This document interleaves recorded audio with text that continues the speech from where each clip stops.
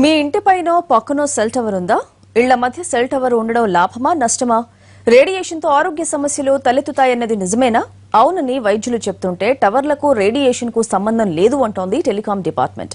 ఎన్ని టవర్లు ఉంటే అంత లాభం అంటోంది. ఇందుకు ఎవరి వాదన కరెక్ట్?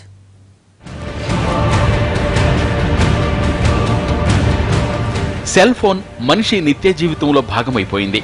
బిజీ లైఫ్ లో ఓ పూట భోజనం చేయకుండా ఉండగలుగుతున్నారేమో కానీ మొబైల్ ఫోన్ లేకుండా పట్టుమని 10 నిమిషాలు కూడా ఉండలేని పరిస్థితి. సమాచార విజ్ఞానాన్ని సృష్టించిన మొబైల్ రంగం మారుమూల పల్లెలకు కూడా విస్తరించింది. ఇంటర్నెట్ వాడకం పెరగడంతో అందుకు తగ్గట్టుగానే సెల్ టవర్లు కూడా విస్తరించాయి. ఒకప్పుడు నగర శివారుల్లో మాత్రమే కనిపించే టవర్లు ఇప్పుడు అడుగడుగునా దర్శనమిస్తున్నాయి. ఇళ్ల మధ్యలోనే కాదు, మేడల మీదకు కూడా చేరాయి. అద్దె వస్తుంది కదా అని ఇంటిపై ఎత్తైన టవర్లను ఏర్పాటు చేసుకుంటున్నారు. అయితే వాటి నుంచి విడుదలయ్యే రేడియేషన్తో టవర్ పరిధిలో నివసించే వారికి తలనొప్పి, నిద్రలేమి, వాంతులు, మానసిక వ్యాధులతో పాటు క్యాన్సర్ కూడా వస్తుందని డాక్టర్లు హెచ్చరిస్తున్నారు. సో ఈ యొక్క రేడియేషన్ ఏదైతే చాలా తక్కువ పరిమాణంలో ఉండి చాలా తక్కువ ఫ్రీక్వెన్సీలు ఉన్నటివి ఎలాంటి హాని జరగలేదు, ఇంతవరకు ఎక్కడ స్టడీలో ప్రూవ్ కాలేదు.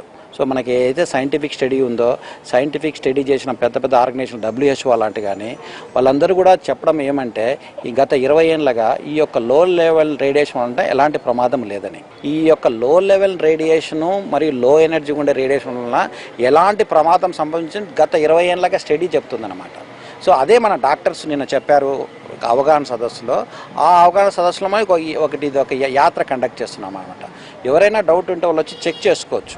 అయితే సెల్ టవర్ల వల్ల ఆరోగ్య సమస్యలు తలెత్తుతాయన్న వాదనలను టెలికాం కంపెనీలు, టెలికాం విభాగాలు అంగీకరించడం లేదు.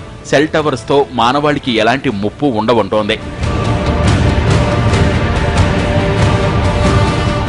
సెల్ టవర్ల నుంచి వెలువడే విద్యుదయస్కాంత తరంగాలు జీవావరణానికి హానికరమని గతేడాది నిపుణుల బృందం అధికారికంగా ధృవీకరించింది.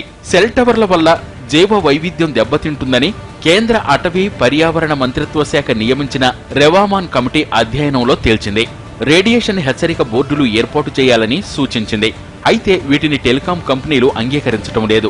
వరల్డ్ హెల్త్ ఆర్గనైజేషన్ నుంచి ఒక నార్మ్స్ వచ్చినాయి, థ్రెషోల్డ్ వచ్చింది. సో ఆ థ్రెషోల్డ్తో కంపేర్ చేసుకుంటే మేమేం చేస్తామంటే దిస్ ఈజ్ నరడా టూల్ అంటారు దీన్ని. ఓకే, దీంట్లో మేము frequency already minimum frequency to maximum frequency తీసుకున్నాం. ఫర్ ఎగ్జాంపుల్ మినిమం ఫ్రీక్వెన్సీ మేము తీసుకున్నాం 30 MHz నుంచి 3 GHz దాకా తీసుకున్నాం. సో దీంట్లో ఏమవుతుంది, అన్ని ఫ్రీక్వెన్సీస్ యాడ్ అయిపోయినాయి. ఫర్ ఎగ్జాంపుల్ FM దగ్గర నుంచి తీసుకుని తర్వాత మొబైల్ టవర్ దాకా, మొబైల్ టవర్ కంటే ఎక్కువ అన్ని తీసుకున్నాం. సో దాంట్లో ఇప్పుడు మనం టెస్ట్ చేస్తే దీంట్లో లాట్ లాంగ్ వగేరా కూడా వస్తాయి. 6 minutes టెస్ట్ చేసాము. టెస్ట్ చేస్తే మనకి వచ్చిన వాల్యూ వచ్చి 0.259 మిల్లీవాట్స్ పర్ మీటర్ స్క్వేర్ వచ్చింది. 450 మిల్లీవాట్లకు రేడియేషన్ పెంచొద్దని ప్రపంచ ఆరోగ్య సంస్థ సూచించింది. హైదరాబాద్లోని పలు ప్రాంతాల్లో టెలికాం అధికారులు నిర్వహించిన పరీక్షల్లో 10 మిల్లీవాట్లు అధికంగా నమోదైంది.